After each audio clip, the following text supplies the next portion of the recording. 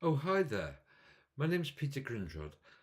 I'm a professor in the Maths Institute of the University of Oxford. I research into the mathematics of consciousness. Now, the mathematics of consciousness is unusual in a way because we have to understand why we have conscious experiences inside our minds at the same time as we're doing all this cognition, processing information that's coming in and providing response signals going out. I published in IgMin because I wanted to have a fairly broad readership, not just a mathematical readership, although mathematicians certainly read and enjoy that publication. But I was interested particularly in the multidisciplinary nature of the contributions that are made in areas like consciousness.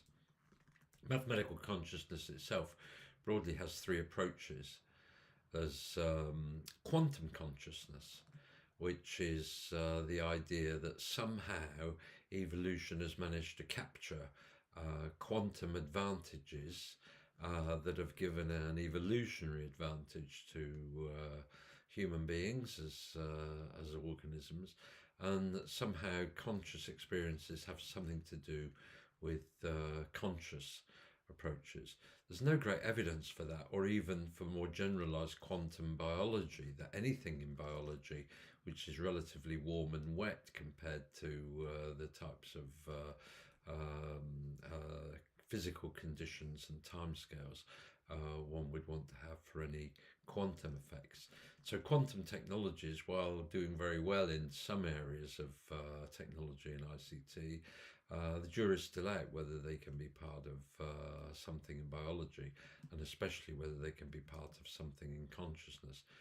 It's a rather difficult idea to disprove, though, so it's hanging around, and it provides a number of thought experiments and useful work for people qualified in quantum physics and quantum applications of mathematics.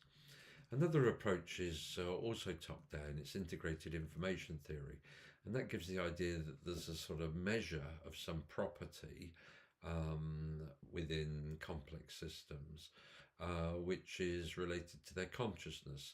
It's called phi, so if you have a big phi, you're very conscious, and if you have a small phi or zero phi, then you're just a sort of lump of inert stone or something, and hardly conscious at all, and then everything in between. And it kind of asserts that consciousness is a property of the whole, and it works top down because you want it to be measuring some kind of experience that the system is having, while at the same time the system was actually developed to do cognitive processing and that kind of thing.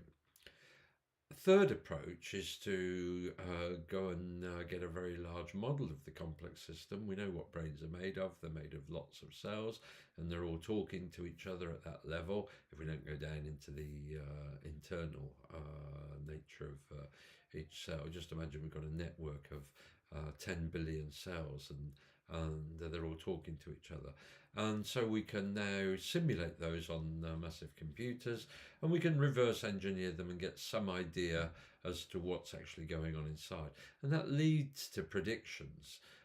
These are testable predictions, so in the sense of Popper, we could agree with or refute theories based on hypotheses born of those simulations. So those three approaches are what I wanted to contrast, and I wrote a paper called Wishful Thinking about consciousness and published it in IgMin. It was a very easy process. It's given it a lot of exposure to different types of readers, and it only really took 4 months to submit a manuscript and get it through and out into open publication. So it's an experience I'd certainly repeat next time I want to reach a sort of more general biology, medical, engineering, and indeed theoretical science types of audience. It was a good experience, and it was helpful to me in my career. Thank you very much.